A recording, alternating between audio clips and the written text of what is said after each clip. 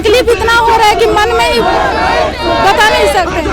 क्या करें, हम लोग कुछ ही नहीं हो पा रहे। क्यों नहीं सुनेंगे? उनका बात था तब हम लोग सुने, और हम लोग यहाँ पे हैं। देखिए हम लोग अभी 15 दिन यहाँ पे हो गया है, रहने का नहीं सुविधा है, ना खाने का सुविधा है, तबीयत खराब होते जा रहा है।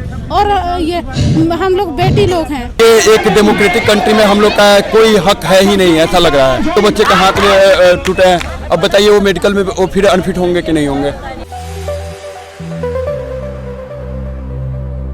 युवाओं की सरकार है, लेकिन युवा परेशान है और यहाँ पे अपनी जो नौकरी है उसको लेकर अपना हक मांग रहे हैं। मैं आपसे जानना चाहूंगा, फिलहाल युवा जो थे वो सरकार लेके आए, अब क्यों नौकरी नहीं मिल रही? युवा परेशान है। ये सरकार बस कहती है कि हम 2 करोड़ बच्चों को नौकरी देंगे, और जो बच्चे मेडिकली फिट है, फिजिकली फिट है, जो उन्होंने रिटन क्वालिफाई किया, फिर भी उनके पास वैकेंसी रहते हुए भी हम लोग को ज्वाइनिंग नहीं दिया गया, हम लोग को मेरिट से बाहर कर दिया गया। जबकि पहले ही 3 बार उन्होंने कट ऑफ हाई किया, उसके अलावा एडिशनल रिजल्ट वाले बच्चों को भी बुला लिया। ये क्या है, हम लोग के साथ खेल खेला जा रहा है क्या? ना तो पहले रिजल्ट दिया जा रहा है, हर चीज में इतना डिले हुआ। 2018 में वैकेंसी निकली, 19 में परीक्षा हुआ, 20 में मेडिकल हुआ, फिजिकल हुआ, और उसके बाद 21 में जो लेकर आया तो पता चला कि आधा बच्चा को बाहर निकाल दिया गया। तो मतलब आप लोगों ने कोई कमी रह गई थी, क्या हुआ? हम लोगों में कोई कमी नहीं रह गई, हम लोगों ने उनके सारे क्राइटेरिया को फुलफिल किया, फिर भी उन्होंने 10 नंबर हाई करके कट ऑफ तैयार करके और मेरिट लिस्ट तैयार किया, फाइनल मेरिट लिस्ट। अच्छा, अभी फिलहाल फिर एग्जाम हो रहे हैं, पुराने बच्चों को मिला नहीं है अभी नौकरियां, नए बच्चों को फिर जॉब कर रहे हैं। उनके लिए कोई प्रावधान नहीं है, जिनको नहीं मिला फिर अब नई वैकेंसी में चाहिए। तो क्या ये सिर्फ पेपर में पैसे लगते हैं, बच्चे एग्जाम देते हैं तो कहीं ना कहीं एग्जामिनेशन फीस लगती है? क्या सिर्फ एग्जामिनेशन फीस के लिए सरकार रह गई है? बस यही तो है। 50 लाख बच्चों ने फॉर्म भरा, 30 लाख बच्चों ने कंप्यूटर बेस्ड एग्जाम दिया, उसमें से 1.5 लाख के लगभग बच्चे फिजिकली फिट हुए, उसके बाद उनमें से 1,09,000 बच्चे के लगभग ये मेडिकल भी फिट किए। बस इतना बच्चा, 50 लाख में से 1,09,000 बच्चे ने मात्र क्वालिफाई किया, उसके बाद भी उनको पूरे को ज्वाइनिंग नहीं दिया जा रहा। 50-50 हो रहा है, मतलब 50% को अंदर ले लिया, 50% को रोड पे छोड़ दिया। तो मैं जानना चाहूंगा आप लोग कैसे आ रहे हैं, क्या क्या मजबूरियां आप लोगों को उठानी पड़ रही है? क्योंकि दिल्ली में आके यहाँ पे हम लोग यहाँ पे रहते ना तो रहने की जगह है, ना खाने पीने की जगह, ऊपर से हमारे ऊपर आज पहली बार हम लोगों को परमिशन के साथ इतना सपोर्ट मिला, नहीं तो इससे पहले ना तो सपोर्ट मिला था। भगाया जा रहा है, इधर इस ऑफिस से उस ऑफिस भगाया जा रहा है। बस हम लोग का कोई, ये एक डेमोक्रेटिक कंट्री में हम लोग का कोई हक है ही नहीं, ऐसा लग रहा है। ना कोई सुनने वाला है हम लोगों की बात को, बस हर कोई इसी तरह से, ना तो कोई मीडिया वाले आते हैं, कोई भी नेशनल न्यूज वाले आए नहीं आज तक हम लोग से पूछने की क्या प्रॉब्लम है आप लोगों को। क्या हम लोग इस स्वतंत्र देश के नागरिक नहीं है क्या हम लोगों ने कौन सा क्राइटेरिया फुलफिल नहीं किया सरकार के लिए? तो मोदी जी तो कहते हैं ना कि रोजगार देंगे, रोजगार की बात बस कहते ही है ना। ऑन ग्राउंड हुआ क्या है? ऑन ग्राउंड वो डाटा भी तो होना चाहिए ना, हर चीज में पारदर्शी होना चाहिए ना। ऑन ग्राउंड तो कुछ नहीं हुआ। सरकार तो कह रही है ना कि हम रोजगार दे रहे हैं, रोजगार युवाओं को रोजगार मिल रहा है, उन्होंने प्राइवेटाइजेशन भी किया, और ये भी कह रहे हैं कि देश आगे बढ़ रहा है। पहले 2014 से पहले देश की हालत कुछ और थी, अब कुछ और है, लेकिन जमीनी स्तर, अगर जमीनी हकीकत देखें तो आप लोग यहाँ पे प्रोटेस्ट कर रहे हैं। जमीनी हकीकत तो सबके सामने ही है कि नौकरी बस हर चीज में पोस्ट कम कर दिया गया, ऊपर से भी जो बच्चे सारे क्राइटेरिया फुलफिल कर लेते हैं उनको भी फाइनली बाहर कर दिया जाता है। ऐसा कहाँ में होता है? नहीं, फिलहाल सरकार तो कह रही है, अब ये भी हो रहा है कि होगा, देश आगे बढ़ रहा है। अभी अगर आप एसएससी की बात करें तो शायद एसएससी में ही कमी रह गई।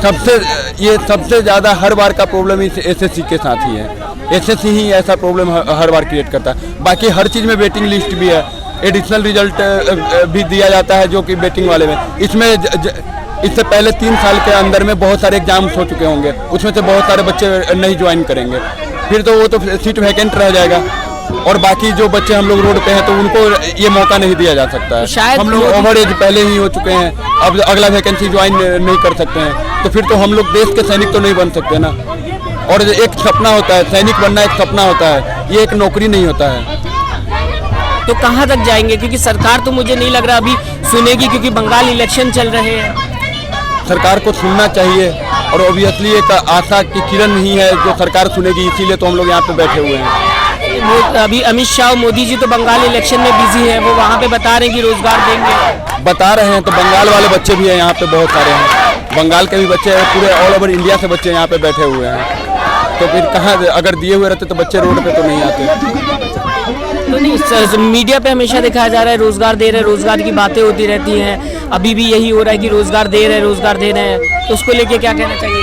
ट्विटर पे ट्रेंडिंग हुआ था, मिलियंस बच्चों ने ट्वीट डिलीट हो गया कि वो जो बेरोजगार है, अगर रोजगार मिल रहा है तो इतने सारे बेरोजगार आ कहाँ से रहे हैं। मैं वही जानना चाहता हूँ कि अगर रोजगार मिल रहा है तो आप लोगों को क्यों दिक्कतें हो रही हैं? तो हम लोग को नहीं, अगर दिक्कत नहीं होती तो हम लोग किसी का भी शौक नहीं रहता कि रोड पे जाके बैठे घर छोड़ के अपना, ना तो खाने की ठीक नहीं, ना ही किसी भी चीज़ के ठीक है। एक बच्चे के कंडीशन, लड़के लड़कियां हर कोई बैठे हुए हैं यहाँ पे, किसी के साथ भी किस तरह से एक आदमी की तरह भी ट्रीट नहीं किया जा रहा है हम लोग के साथ।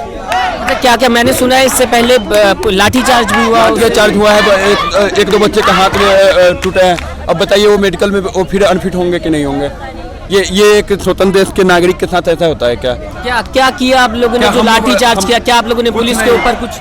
हम लोग बस परमिशन मांग के बैठे हुए थे। हम लोग बोले कि हमारी मांगे पूरी होगी उसके बाद ही जाएंगे। हम लोग शांतिपूर्ण तरीके से बैठे हुए थे, ना तो नाराबाजी भी नहीं कर रहे थे, फिर भी उन्होंने ऐसे ही उठाया, फेंक दिया बाहर और लाठीचार्ज। चाहूँगा कि आप लोगों को बताएं कि क्या दिक्कत थी, क्योंकि देखिए लाठीचार्ज तभी होती है जब आप पुलिस के सामने कुछ करे या कोई गलत हरकत करे, सरकार के खिलाफ आवाज उठाए, देश के खिलाफ। ओबियसली ये सरकार के खिलाफ तो उठाना ही पड़ेगा। देश के खिलाफ हम अगर देश के सैनिक बनना चाहते हैं तो देश के खिलाफ कभी नारेबाजी तो करेंगे नहीं, और ना ही देश के खिलाफ कोई जाने वाले को सपोर्ट करेंगे, और ना ही देश के खिलाफ जाने वाले को बख्शेंगे। क्योंकि सैनिक बनना है देश का, इसका मतलब ये जज्बा इंसान के अंदर होता है। वो जिस दिन वो ठान लेता है कि मैं सैनिक बनना है, तो वो सैनिक बन चुका रहता है अपने अंतरात्मा से। विशेष वो सैनिक बनने के लिए बस वर्दी पहनना रहता है, एक वर्दी होना चाहिए, एक वर्दी का नौकरी एक सपना रहता है जो हमारे सपनों को पूर्ण रूपेण तोड़ा जा रहा है। यहाँ पे कुछ महिलाएं हैं, उनसे बात करेंगे। मैं जानना चाहूँगा आपसे, अभी बात हो रही थी बेटी पढ़ाओ बेटी बचाओ, सारी चीज़ नारे लगाए गए, फिर उसके बाद सरकार बनी, तो फिर बेटी आज रोड पे है, क्या कहना चाहेंगे? हमको सिर्फ ज्वाइनिंग चाहिए और मेडिकल को ज्वाइनिंग चाहिए। तो ज्वाइनिंग कैसे मिलेगी? आप तो रोड पे हैं इस समय। तो सरकार को हम लोग को बात सुनना पड़ेगा। अच्छा, नहीं सरकार तो अभी बिजी है, सरकार तो चुनाव में लगी हुई है। क्यों नहीं सुनेंगे? उनका बात था तब हम लोग सुने, और हम लोग यहाँ पे हैं। देखिए हम लोग को अभी 15 दिन यहाँ पे हो गया है, रहने का नहीं सुविधा है, ना खाने का सुविधा है, तबीयत खराब होते जा रहा है। और ये हम लोग बेटी लोग हैं, इधर उधर भटक रहे हैं, कहीं रहने के लिए, कहीं खाने के लिए, फिर भी हम क्यों ऐसे हो रहे हैं? हम लोग सारे चीज़ में हम लोग क्वालिफाई किए हैं, फिर भी हम लोग को ऐसे भटकाया जा रहा है। क्यों ऐसे हो रहा है? हम लोग का मांग पूरी किया जाए। कहाँ जाए हम लोग? देखिए हम अभी एज भी हम लोग का नहीं है, मेरा एज अभी 27 साल है, 27 साल हो गया है, फिर अगले मैं क्या ट्राई कर सकती हूँ? मेरा कुछ होने वाला नहीं है। इतना छोटे से थे तभी से हम लोग का ये सपना था कि कहीं हम देश का सेवा कर सकें। ये सपना पूरा नहीं हो रहा है, तो क्या करें हम लोग? कहाँ जाएं? क्या करें? इतना पढ़ाई किए हैं, लिखाई किए हैं, तो वो सबको छोड़ के हम कहीं पे जाएं, चूल्हा फूकें या कहीं सिलाई उलाई कर सकते हैं क्या? इसलिए वो भी तो रोजगार है, मोदी जी तो कहते हैं वो भी रोजगार है। इसलिए हम पढ़ाई किए हैं। एक अनपढ़ इंसान भी तो सिलाई कर सकता है, उसमें पढ़ाई की क्या जरूरत है? उसमें पढ़ाई की जरूरत नहीं है। जो पढ़ाई किए हैं वो कुछ करने के लिए पढ़ाई किए हैं, हम देश का सेवा करने के लिए पढ़ाई किए हैं। इसलिए हम सेवा नहीं किए हैं कि कहीं जाए उधर इधर का काम करें, हम देश का सेवा कौड़ा तलना रोजगार है बताया जाता है, हर एक चीज रोजगार है। अगर कोई इंसान कुछ भी कर रहा है वो रोजगार की श्रेणी में तो आता है। नहीं, हम लोग देश सेवा करना चाहते हैं, वैसे काम करना नहीं चाहते हैं। अगर वैसे काम करना चाहते तो हम इतना पढ़ाई करते हैं और हम ये उधर काम नहीं कर सकते थे क्या? और पढ़ाई करके इतना सारे टेस्ट पास करते हैं, यहाँ पे हम ये सारे टेस्ट पास करके इधर उधर भटक। देखिए फिजिकल में भी बहुत दिन लग गया, रहने के लिए खाने के लिए उधर भी भटकते हुए पास करके यहाँ तक आए हैं। अभी भी यहाँ पे आ रहे हैं, हम लोग का जो ज्वाइनिंग हो जाए बोल के उसमें भी इधर उधर भटक रहे हैं। तो हम लोग को कितना तकलीफ हो रहा है हम खुद जान रहे हैं। चाहूँगा तकलीफ आप बताएं क्या क्या हुई है अभी तक, क्योंकि 15-20 दिन बता रहे हैं लगातार हो गया है। हाँ 15-20 दिन हो गया है, हम लोग को रहने के लिए खाने के लिए नहीं मिल रहा है। ठीक है, ये कोई बात नहीं है, रहने खाने के लिए इसमें हम एडजस्ट कर सकते हैं, ठीक है। पर देखिए हम लोग को जब इधर किसी से हम हेल्प मांगने के लिए जाते हैं कि हम लोग को परमिशन मिल जाए, तब हम लोग किसी से परमिशन नहीं दे रहे हैं। एक सप्ताह से हो गया भटक रहे थे, पर कल आज का दिन एक दिन है जो परमिशन के लिए मिला है। तो तो क्या लगता है मदद मिलेगी आप लोगों को? क्यों नहीं मिलेगी? हम लोग का आशा है, हम लोग से ये केंद्र सरकार हम लोग को सुनेगा, हम लोग का क्यों नहीं सुनेगा? यही आशा है, हम आशा लेके आए हैं यहाँ पे हम लोग। अच्छा, मैं ये भी जानना चाहूंगा 15-20 दिन में अभी आप लोगों को क्या क्या हुआ? कुछ सरकार की तरफ से आश्वासन दिया किसी ने? कुछ सरकार से कुछ नहीं मिला है, जिससे भी जिसके से भी हम सपोर्ट कुछ भी मदद लेने के लिए जाते हैं ना, कहीं से भी हम लोग को कुछ रिप्लाई भी नहीं मिल रहा है। हम लोग सरकार तो कह रही ना अभी आप लोग आंदोलन पे उतरे, आप लोग प्रोटेस्ट कर रहे हैं, तो कहीं ना कहीं ये हो जाएगा क्योंकि दिल्ली में लगातार प्रोटेस्ट हो रहे हैं, हर कोई अपनी मांग रख रहा है। आज युवा रोड पे है और युवा से बड़ी चीज होती है कि एक बेटी रोड पे है, तो बेटी का दर्द मैं चाहूंगा कि लोगों को पता चले कि बेटी पढ़ाओ बेटी बचाओ का नारा लगता है हर बार। हाँ, बोलते हैं कि बेटी पढ़ाओ बेटी बचाओ बोल के। देखिए हम लोग रोड पे आ गए हैं आज, तो हम लोग को कहाँ बेटी बचाओ बेटी पढ़ाओ बेटी बचाओ हो रहा है। सरकार को सुनना पड़ेगा, सुनेगी क्यों नहीं सुनेगी? और तकलीफ इतना हो रहा है कि मन में ही बता नहीं सकते, क्या करें हम लोग को ही नहीं हो पा रहा है। ठीक है, कोई नहीं। काफ़ी यहाँ पे महिलाएं थी वो भावुक हो गई क्योंकि सरकार जो है 2018 में इन्होंने पेपर पास आउट किया था, उसके बाद भी अभी इनको नौकरी नहीं मिली है। मैं सरकार से गुजारिश करूंगा कि इनके जो आंसू है, इनके जो दर्द है वो समझें, क्योंकि बेटी पढ़ाओ और बेटी बचाओ के नारे लगे हुए थे, आज बेटी जो है वो सड़क पे है। तो फिलहाल कोशिश होगी, आग्रह होगी आप लोगों से कि इस खबर को समझे और कोशिश करें कि ज़्यादा से ज़्यादा लोगों तक पहुंचे, ताकि इन लोगों की आवाज़ जो सरकार नहीं सुन रही है वो सुन सके।